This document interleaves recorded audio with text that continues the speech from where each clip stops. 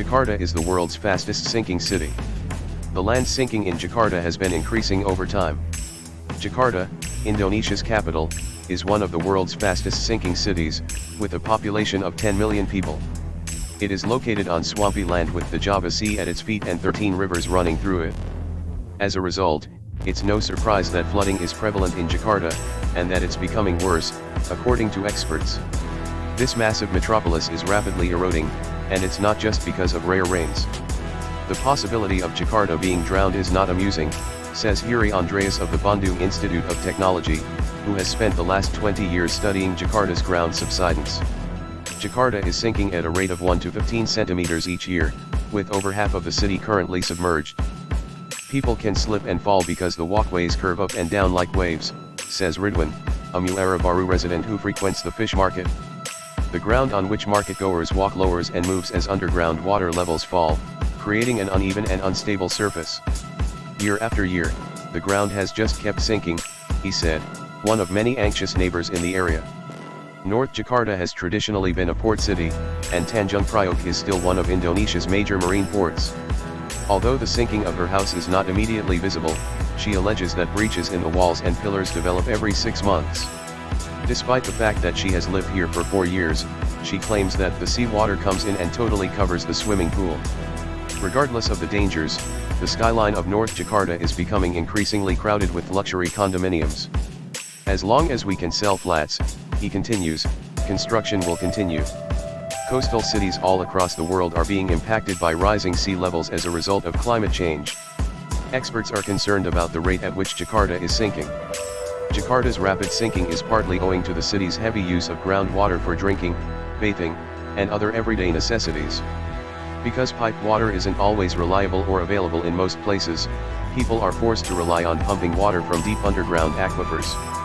However, when groundwater is taken away, the area above it dips like a deflating balloon, resulting in land subsidence. The situation is made worse by permissive regulations that allow anyone, from individual homeowners to large shopping mall operators, to take groundwater on their own. Everyone, from people to industries, has a right to use groundwater as long as it is regulated, Hiri Andreas says. People believe they have little options when the government fail to meet their water needs, and experts admit that water management authorities can only meet 40% of Jakarta's demand for water. Hendry, a landlord in central Jakarta, runs a kos-kosan, or dormitory-style structure, and for the past 10 years has been pumping his own groundwater to supply inhabitants. The local government has just recently admitted that illegal groundwater extraction is a problem. It was discovered that 56 buildings had their own groundwater pump and that 33 were illegally extracting water. Anies Baswedan, the governor of Jakarta, believes that everyone should get a license so that officials can keep track of how much groundwater is pumped. Authorities are also hoping that the Great Garuda, a 32-kilometer outer seawall and 17 artificial islands being built across Jakarta Bay for over $40 billion, will aid in the city's rescue. It has the support of the Dutch and South Korean governments and would create an artificial lagoon where water levels could be reduced to allow the city's waterways to drain. However, a study published in 2017 by 3 Dutch non-profit organizations questioned whether the seawall and constructed islands would be sufficient to alleviate Jakarta's sinking problem. He claims that stopping long-term sinking will only buy Jakarta another 20 to 30 years. That would imply abandoning all groundwater extraction in favor of alternate water sources such as rain, river water, or piped water from man-made reservoirs. Jakarta, he claims, must do it by 2050 to avert significant subsidence. People should be entitled to remove groundwater legally as long as they replenish it with the bioperai method, he argues.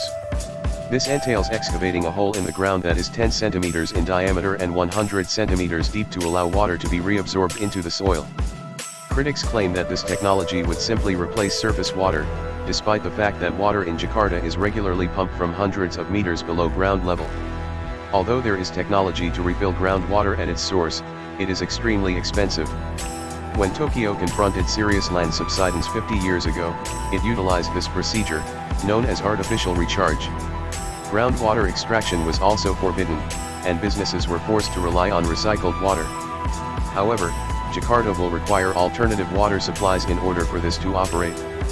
Cleaning up rivers, dams, and lakes to allow water to be piped everywhere or used as a replacement for deep underground aquifers might take up to 10 years, according to Hiri Andreas of Bandung Institute of Technology. Residents of Jakarta are gloomy about the future of their city, which is sinking. Hope you like my video. Comment down below your suggestion and please don't forget to like and subscribe. Thank you and God bless.